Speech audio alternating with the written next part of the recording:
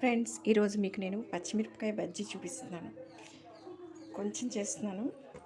కొంచెం ఇవి ఇలా గింజలు తీసేసి లోపల ఇలా గింజలు తీసి ఇలా వేడి నీళ్ళల్లో వేసి పెట్టాను.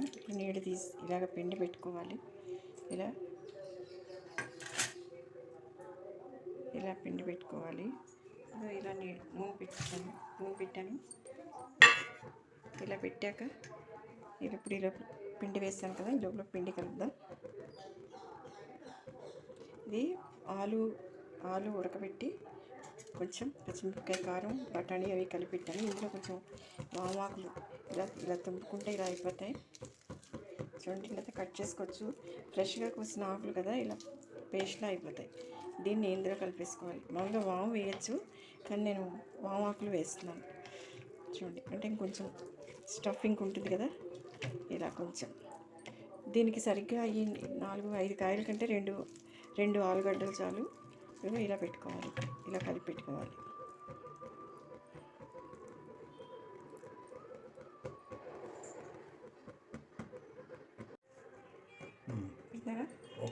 ఇప్పుడు ఇలా పిండిని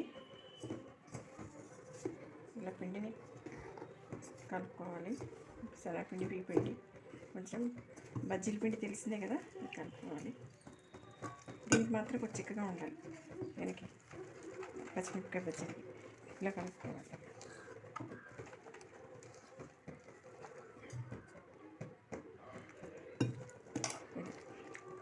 ఒకవేళ శనగపిండి పడని వాళ్ళు ఉంటే గోధుమ పిండితో కూడా చేసుకోవచ్చు. ఏమీ తెలియవు పెద్ద ఉంది కదా. సాల్ట్ అన్నీ వేసేసాను, ఉంటుంది ఇలా ఉంది. ఇప్పుడు ఇందులో కొంచెం సోడా వేసుకోవాలి.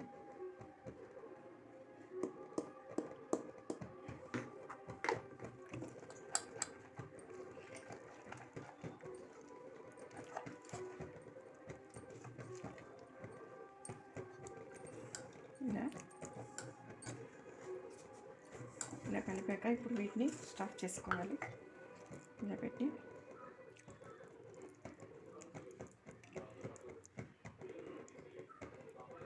ఇలా ఇంకా వాము ఆకుంటే వాము వేయక్కర్లేదన్నమాట.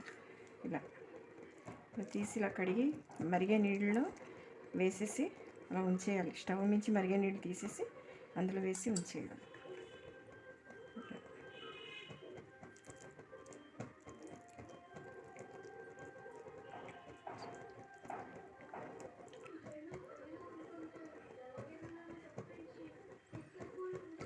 అదే కారం లేని పచ్చిమిరపకాయలు అయితే ఇంకా బాగా అసలు ఇలా కూడా అక్కర్లే. ఉట్టి గింజలు తీసి ఉట్టిగా గింజలలో కొంచెం ఎంతైనా కారం ఉంటుంది, అందుకని తీసుకుంటేనే మంచిది. అప్పుడు ఇలా తీయాలి.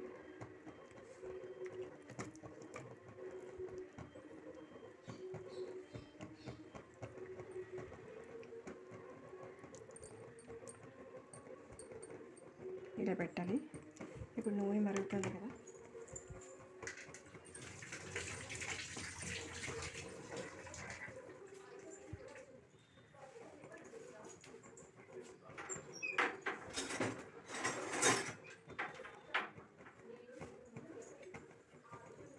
స్టవ్ తడింది అనుకోండి, ఇలా దీని దగ్గర వేడి చేసుకోవాలి. ఇలా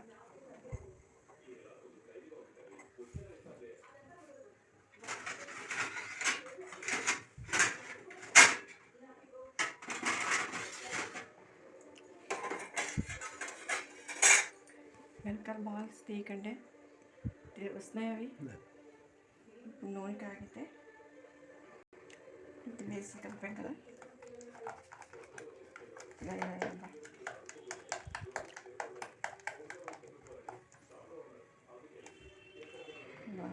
ఇలా కలపాలి. ఇలా ఉండాలి.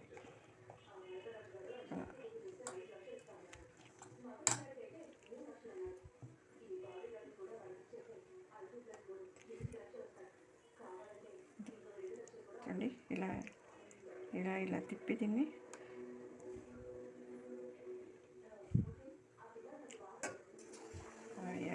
అంటే దీన్ని ఒకసారి వేసాక మళ్ళీ ఇంకొకసారి కూడా పిండిలో వేస్తాం, అందుకని అలా వేసాక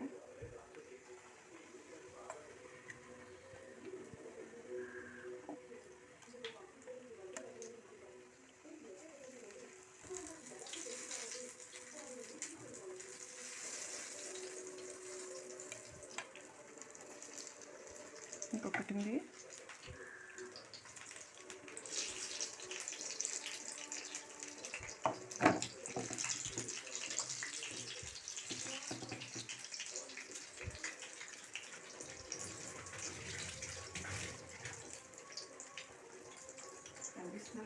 లేదు.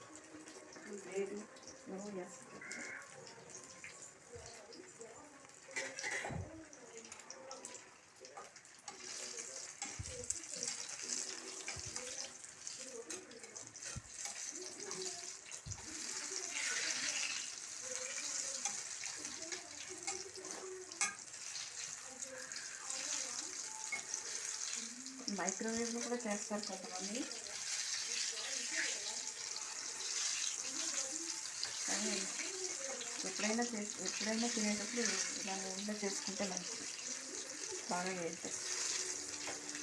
వేగే కదా, నూనె వాటిని తీసేయాలి,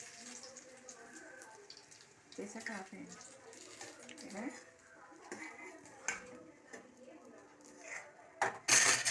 ఇలా తీసేసుకోవాలి. ఇప్పుడు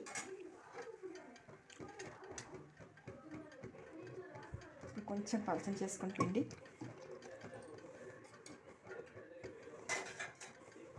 కొంచెం పలచం చేసుకున్నాక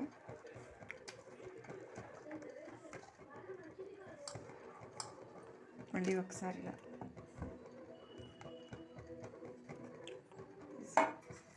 వేసుకోవాలి. ఇప్పుడు ఒకవేళ కారం ఉన్నా కొంచెం ముందంత పలచన ఉండదు కదా, పిండి వేగిపోతాయి తొందరగా.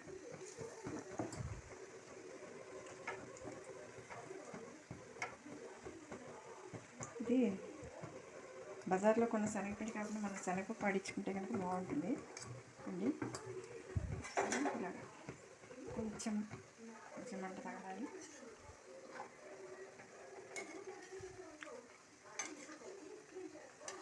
వస్తాయి.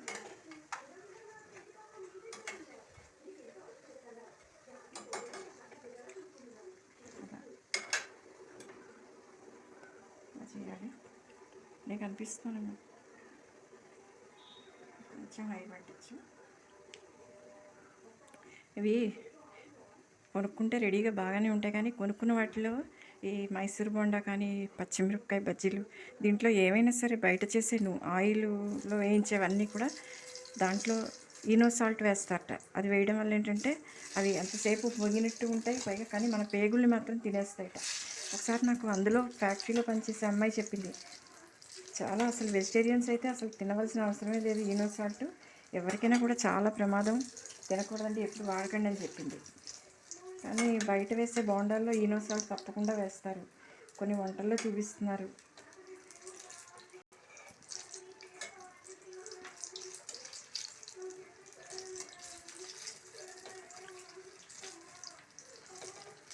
ఏంటి ఇంకా రంగు రావట్లేదు అనిపిస్తుంది,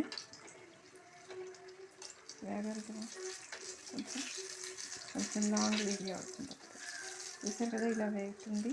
దీన్ని మీరు కావాలంటే ఇందులో లోపల తిరగడదుంప కూడా పెట్టుకుని చేసుకోవచ్చు, బాగుంటాయి. లేకపోతే పచ్చి బఠానీలు పెట్టుకోవచ్చు స్టఫింగ్కి. తర్వాత వేరుశనగ పప్పులు గ్రైండ్ చేసి అది పెట్టుకోవచ్చు, పచ్చిమిరపకాయ కారం వేసుకుని, కారం తినేవాళ్ళు అయితే.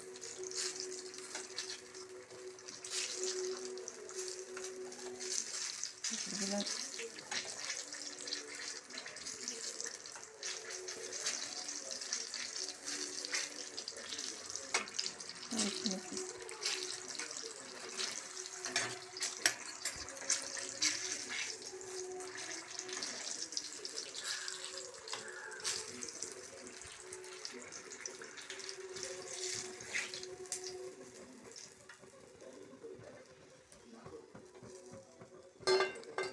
చూడండి, పచ్చిమిరపకాయ బజ్జీ వచ్చేసా.